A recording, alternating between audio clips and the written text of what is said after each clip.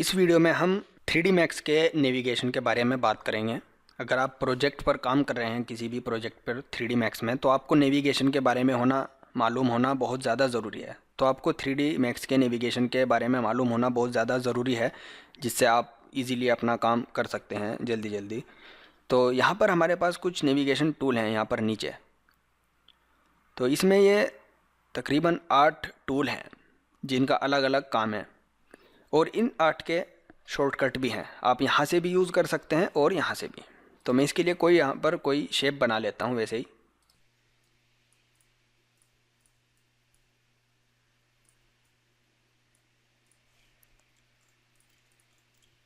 ये मैंने कोई वैसे ही शेप बना ली। सबसे पहले इसमें जो टूल है वो है यहाँ पर पान व्यू। इस पर अगर हम क्लिक करते हैं तो हम इसको पान कर सकते हैं, किसी भी उस पर क्लिक कर सकते हैं। यहाँ पर देखें जो 4 व्यू हैं जिसमें भी हम क्लिक करते हैं वो थोड़ा उसका जो बॉर्डर है वो कुछ येलो कलर से का हो जाता है। तो इसका मतलब क्या है कि हमारा ये वाला व्यू एक्टिव है। अगर हम ऐसे क्लिक करके इसको करते हैं तो ये हम इसको पान कर सकते हैं। आप इसके लिए शॉर्टकट भी यूज़ कर सकते हैं। आपको ज़रूरी नहीं है आप बार बार यहाँ पर जाकर इस पर क्लिक करें और उसके बाद आप इसको करें। तो मैं एस्केप बटन प्रेस कर देता हूँ। अब मैं इस कमांड से बाहर हूँ। तो अगर हम माउस का जो व्हील होता है उसको प्रेस करें, उसको अगर प्रेस करेंगे तो यही कमांड हमारी काम करेगी।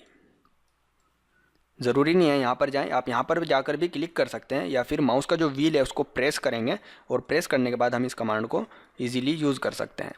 तो ये पान होता है। उसके बाद एक होता है यहाँ पर ऑर्बिट। ऑर्बिट को अगर हम प्रेस करके रखेंगे तो यहाँ पर 3 तरह के ऑर्बिट हैं।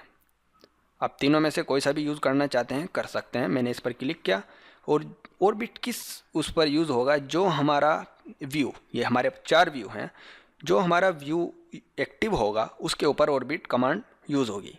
मैं इसके बटन प्रेस करता हूँ। मैंने इस वाले व्यू को एक्टिव किया, जो पर्सपेक्टिव व्यू है। इस पर क्लिक करके मैंने यहाँ पर ऑर्बिट कमांड दी, और अब मैं अगर क्लिक करता हूँ तो मैं इसको ऐसे घुमा कर देख सकता हूँ चारों तरफ से। इसकी भी शॉर्टकट कमांड है। अगर आप इसको शॉर्टकट करना चाहते हैं उसके लिए क्या करेंगे, आप कीबोर्ड में जो ऑल्ट बटन होता है ALT, उसको प्रेस करेंगे और जो माउस का व्हील है उसको प्रेस करेंगे। अगर आप ऑल्ट प्रेस ना करें और जो माउस का व्हील है उसको प्रेस करें तो इसको आप ऐसे पेन के यूज़ कर सकते हैं, और अगर आप ऑल्ट प्रेस करके जो व्हील है उसको प्रेस करेंगे तो आप इसको इस तरीके से ऑर्बिट कर सकते हैं। ऑर्बिट करने का एक और आसान तरीका है। तरीका तो यही है, लेकिन जब आप बड़ा प्रोजेक्ट पर काम करोगे तो उसमें ऑर्बिट करने में परेशानी होगी। अभी मैंने कुछ भी ऑब्जेक्ट सेलेक्ट नहीं कर रखा और मैं ऑर्बिट कर रहा हूँ, तो मैं इसको ईजिली ऐसे ऑर्बिट कर सकता हूँ। लेकिन अगर मैंने ये कोई ऑब्जेक्ट यहाँ से उठाकर इसको दूर रख दिया, मान लो हमारा प्रोजेक्ट इस तरीके से बड़ा है, तो जब हम इसको ऑर्बिट कर रहे हैं तो ये पूरा ऑर्बिट हो रहा है साथ में।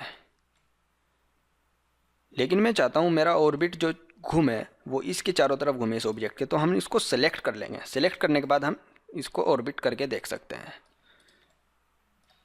अगर हम इस पर ऑब्जेक्ट पर लाएंगे तो इस पर हम इसको देख सकते हैं।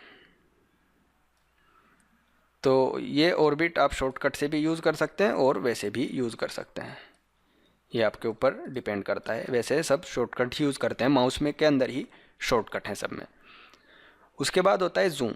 यहाँ पर आप देखें ये जूम का बटन है, इस पर अगर क्लिक करें तो हम इसको जूम कर सकते हैं। जूम इन आउट दोनों कर सकते हैं हम किसी भी व्यू को,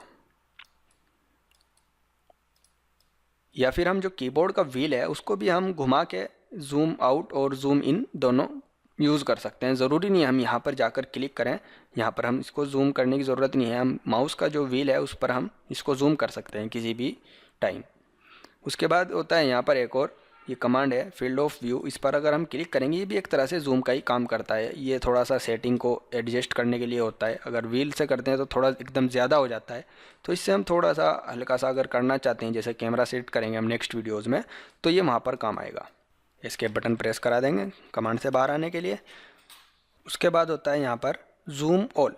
इस पर अगर हम क्लिक करते हैं जूम ऑल पर, तो इसमें क्या होगा, ये जितने भी हमारे व्यू पोर्ट हैं, टॉप, फ्रंट, लेफ़्ट और पर्सपेक्टिव, तो सब में जूम एक साथ में होगा। तो ये अगर आप ज़रूरत है इस चीज़ की तो यहाँ से इसको कर सकते हैं। उसके बाद यहाँ पर होता है जूम एक्सटेंस।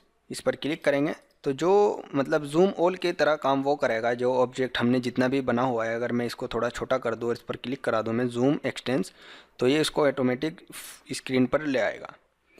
उसके बाद यहाँ पर नीचे एक और होता है जूम एक्सटेंस ऑल सेलेक्टेड।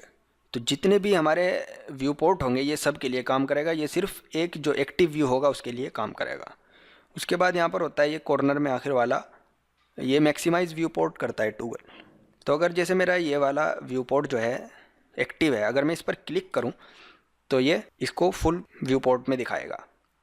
अगर फिर से क्लिक करा दो तो ये इस तरीके से आ जाएगा। इसकी शॉर्टकट कमांड है जो यहाँ से बहुत ही कम इसको यूज़ करते हैं, इसकी शॉर्टकट कमांड है Alt+W। तो जो भी आपका व्यू पोर्ट एक्टिव होगा, अगर आप उस पर Alt+W प्रेस करेंगे वो फुल स्क्रीन पर जाएगा, फिर से Alt+W करेंगे तो वो चला जाएगा।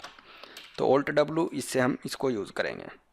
तो ये 8 कमांड है इस तरीके से, जिसमें से यहाँ पर बहुत ही कम यूज़ करते हैं। बस हम जूम को यूज़ करते हैं, एक तो जो माउस का व्हील है उससे जूम, अगर उसको प्रेस करेंगे तो पैन, अगर हम ऑल्ट के साथ में प्रेस करेंगे तो ऑर्बिट, और Alt+W प्रेस करेंगे तो हम इसको फुल व्यू पोर्ट और सब व्यू पोर्ट को साथ में देख सकते हैं। तो ये नेविगेशंस होता है जो हम प्रोजेक्ट करेंगे तो ये सब चीज़ें हमें ज़्यादा यूज़ में होंगी, जिनका हमें मालूम होना बहुत ज़्यादा ज़रूरी है।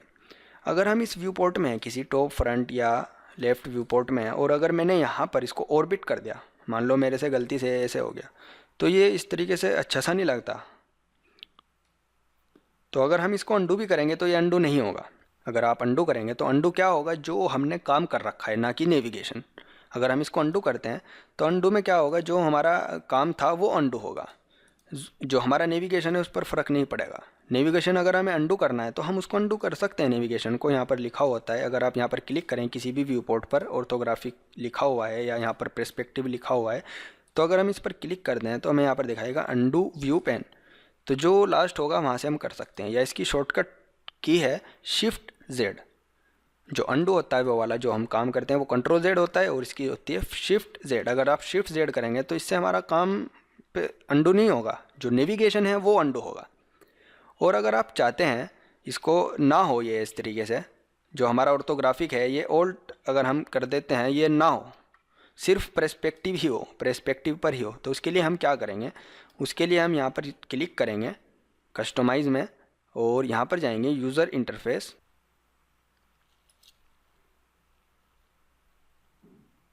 और यहाँ पर देखेंगे माउस, और इसमें लिखा होता है लॉक ऑर्बिट इन ऑर्थोग्राफिक। इसको हम ऑन करा देंगे।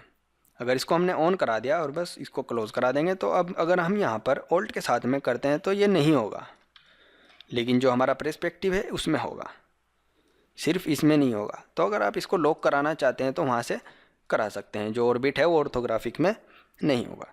तो ये नेविगेशन कमांड होती हैं, 8 कमांड मैंने बताई हैं नेविगेशन की। ये बहुत ज़रूरी है, जो प्रोजेक्ट में काम करते वक्त सबसे ज़्यादा यूज़ होने वाली हैं। तो इनका ध्यान रखें कि किस तरह से है, और इनकी शॉर्टकट कमांड या तो लिख लें, या फिर आप जब काम करते रहेंगे तो आपको याद हो जाएंगी। इस वीडियो में इतना ही। अगर आपको कोई भी क्वेश्चन है आप कमेंट में लिख सकते हैं। वीडियो को शेयर करें, चैनल को ज़रूर सब्सक्राइब करें, और इसकी जो आप डिटेल्स देखना चाहते हैं तो आप इन कोर्स को मेरे वेबसाइट पर देख सकते हैं। वहाँ पर आपको सभी डिटेल्स भी मिलेंगी, शॉर्टकट वगैरह वगैरह, और इसकी जो एक्सरसाइज फाइल है वो भी वहाँ पर आपको मिलेगी। और गरीबों की मदद करें, साफ़ सफाई का ध्यान रखें। नेक्स्ट वीडियोज़ में हम इसमें आगे करेंगे, मॉडलिंग स्टार्ट करेंगे नेक्स्ट वीडियोज़ से। तब तक के लिए थैंक यू।